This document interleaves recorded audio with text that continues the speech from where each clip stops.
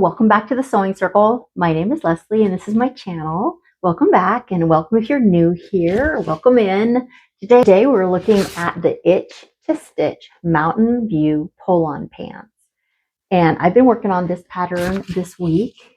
We're gonna jump right into it. I have been very busy trying to get this pair of pants to be an exact fit for me. My favorite pair of jeans is what I want. I want a pattern for my favorite pair of jeans. Now, our bodies and our fits are all going to be different across the board and even in different seasons of our lives. I have made lots and lots of pants for my sons, and I have a lot of experience working with denim, but I do find it tedious and very challenging fit a pair of pants to my specific body at this season in my life. I've never been trained on sewing jeans. I just taught myself. And so today I want to take you through the process and how my brain is working with this particular pattern.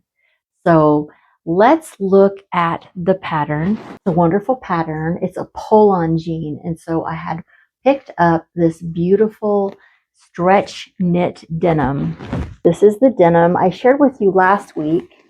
I picked this up and it has this beautiful inside print of like a lacy rose. So it makes it a very interesting dynamic piece of fabric. I'm really happy with it. This is actually my second order of it in my hands, and the other order of it is sitting here on the bed in the form of a pair of jeans. So this is what I've been working on, this pair of jeans. We do have some alterations to be made today, and I have worked on some alterations already. I just finished picking out the top stitching of the back seam because I'm going to be taking this in a little bit more. I've already taken it in quite a bit, and I want to show you what I've done. The reason why I picked these jeans is because I wanted the ease of the pull-on pant, the comfort of a nice dressy jean that's also very comfortable to travel in, to to walk around in. Just a really cozy, comfortable. Like I said, I want my favorite pair of jeans. What I love is that this pant has a fake fly. It has a fake fly, but it has the bulk of the material. Do you see how it folds over here for the fake fly? It has the bulk of the material, so the fake fly looks very realistic. It also has this yoga band, and up through here in the seam allowance of the two pieces of the yoga band is elastic, which I used this little, I think it's about 1/2 inch elastic, and zigzagged it into the seam. So it also adds to a little bit of pull and ease in the waistband. Now that being said, these do not fit me well yet.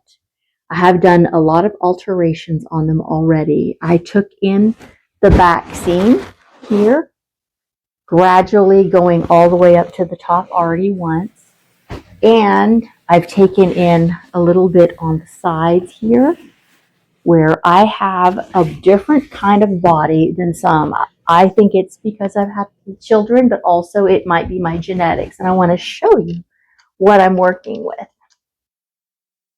This is me being vulnerable for you guys. But our bodies change as we get older. And after having my 12 children, I find that I have this dip here. And I don't know if you want to call it a hip dip, a saddle bag. One is bigger than the other. And so a fit of a pant, if it goes from here out, it can make me look rather large. Also, if it goes from here to here straight, it can add extra bulk to my body. So I do like to use a stretch jean, and I do like it to fit my curves, accenting them rather than making me look bigger. And so that's what we're working on with these pants. I have laid out some of my own jeans onto this pattern to try to help me out a little bit, and that's been helpful. Now for all the top stitching, I picked up 2 different kinds of thread. Now this is actually one I have had around and I've used in the past. This is just your general 100% polyester Sewology, and it's in the color of top stitching.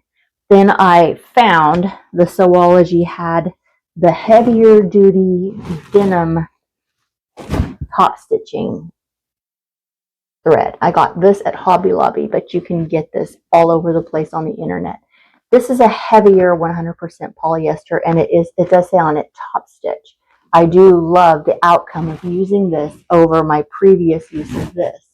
So if you're going to make a denim and you want top stitching, make sure you get the top stitching thread. There is this pocket. This is like the inner pocket flap and where your hand would go into the pocket. And I originally had cut it out of this denim, but I chose to go ahead and cut this out of a lighter cotton, just like your jeans that you buy in the store, because I didn't want to add extra bulk. As you can see, I did use my good denim to make the toile for these pants. I want you to know why I did that. Not all denim is alike, and I wanted to make these pants fit with this denim, with this much stretch, with this much heaviness.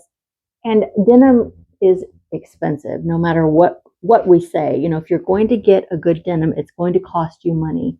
So I decided to just go ahead and make my toile with my best denim, so that I knew exactly what I was going to be getting as an end result.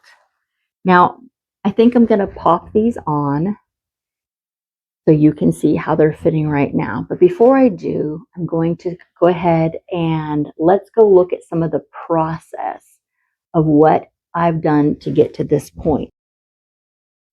The first thing we have to do, of course, with this pattern is print off and tape together the PDF. And I know some people don't appreciate PDF patterns, but I really love them. Next, I started examining all the measurements. We really have to take sincere measurements, honest measurements, if we're going to be making ourselves these garments and have them turn out perfectly. Now, I went off my measurements. Not everything turned out perfectly for me, but I did get a really good base to work from. And I'm sorry, I am measuring my ease. I'm not trying to be vulgar here. It's just part of the process, guys. We've got to measure everything and make sure we get clear and concise measurements of what we're going to be working with. This here is the inseam, and yeah, I've tried to speed up the process for you so you can get the idea without having to deal with the whole amount of measurements. I wrote all my measurements in the little line drawings, so I had real specific numbers for myself, and then I started mapping out my sizing. I found that my camera was not recording everything I had done, so if it seems like I'm jumping from, wow, she's cutting out the pattern, to wow, here she is with these, that's why. I'm sorry about that, but you'll understand that that's just part of having a YouTube channel. Sometimes what we think we're recording does not get recorded. Sometimes it gets deleted. It can be a mess, but here I am. I turned these pants inside out because I really want you to see how wonderful the construction is on them. The back of this pant has this seam that goes all the way down, and I just really love it because it adds more of an ability to do some alterations through the back and give yourself a little more ease. It also looks stunning when you put them on, to have that line going up and down. It just adds that eye appeal to the silhouette. You can see these are the white cotton pockets that I put in, and I have not finished up the waistband, and I'll tell you why. Because I am going to be needing to take this waistband in, and I already had cut it out a size smaller based off my measurements. Based off of my measurements, I have like between a 33 and a 35 waist, so between a 10 and 12. But if you look here, when you go down here, it says it's a finished garment would be the size 12. But then when it comes to my hips, I would be a 16. When it comes to the inseam, I would be 16, front rise 16, and back rise a size 16. So we're really doing a big jump from a size 16 into my waistline. And I want to show you a little bit what I did. I went ahead and measured myself and wrote the measurements right on these line drawings to help myself out visually, be able to understand. Also, the back rise, I actually go off the chart. I don't know if you can see that little tiny arrow. I did circle this size because I decided to go ahead and go with the 16 because of the ease of the fabric. But this goes off the chart here, up probably into a size 22 for my back side. So again, like I said, this is me being vulnerable with you. I hope it helps. So let's put on these pants and see where we're at. Okay, I got the pants on and I have them on inside out.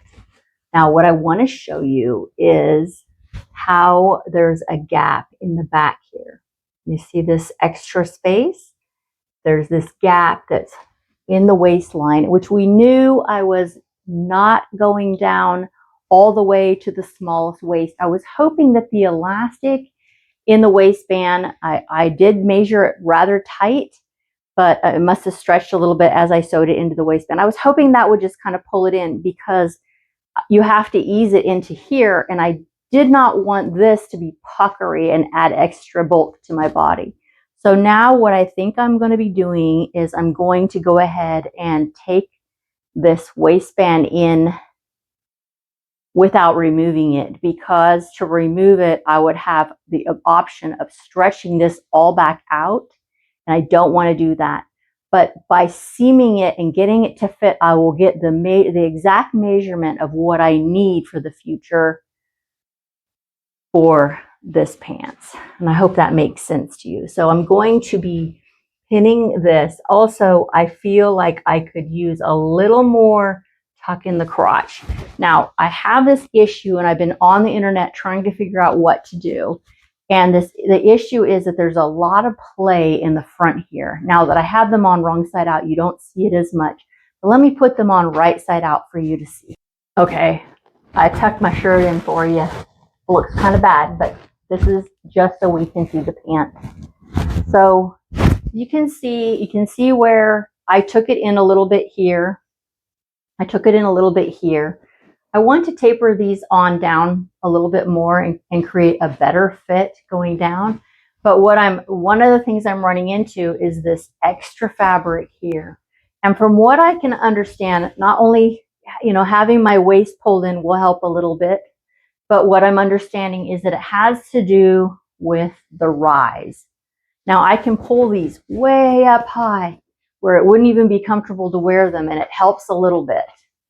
But I'm not wearing my pants that high. I'm sorry. I'm not Billy Bob from the north. Sorry. Anyway, so what I'm thinking is that I need to take more in here because this is not as flattering as it should be. And it should be straighter here. So I'm going to be taking in the crotch seam slightly and see if I can get rid of this extra bulk. The first thing I did when I got out to the trailer was mark those places that I had pinned, and I used my quilting ruler to make sure that all of the seams that I wanted to sew would be straight and not just wonky because I just pinned them wonky and seamed them up. I always like to measure and make sure things look precise. One thing I noticed when I was done is that I had not lined up that center top stitching, so I tore it out because, we want to look professional here. Even store-bought clothes aren't perfect, but we don't want things off. So I tore it out and lined it back up much better so that it would turn out to be more of a perfect V there in the back. I then took my pants to the table and marked all the pin lines that places I had pinned with the ruler like I'm showing you. Sorry about the mess. I have been out here cleaning and I literally unloaded all of those cubbies below me this past week, and I'm not done getting everything back in order, so I have stacks of things on my sewing places. Anyway, here you can see I'm measuring, making sure that everything is exact. Now, to mark your pattern, I went ahead and laid my seam on top of the pattern, lining it up, and then that adjusted seam, I just go through with a pin, and I literally pop pinholes through my pattern through the seam and on through this pattern to mark where I sewed. Now keep in mind, this isn't your cutting line, this is your seam line, and seam allowances on these pants is 1/2 inch. So when I go to mark the pattern better with a marker and cut it out smaller, I will be adding that 1/2 inch seam allowance to that. I hope that makes sense. You're lining your pattern up, fabric on top of pattern. You're going over the seam you just made, that is your adjustment seam, the one that you pinned to make it fit better. And you're popping through that seam on through the pattern to make pinholes in your pattern that are then you're able to mark like I did just here with a marker. I'm holding it up for you to see. Now, I don't know if you could see that, but I went ahead and cut the ease out of the front and back as much as I had adjusted it or wanted to adjust it. And I'm just making sure I'm getting these patterns adjusted as I go while it's all fresh in my mind. I don't want to let them sit on the table and then try to remember, what did I do to those pants to make them fit me better?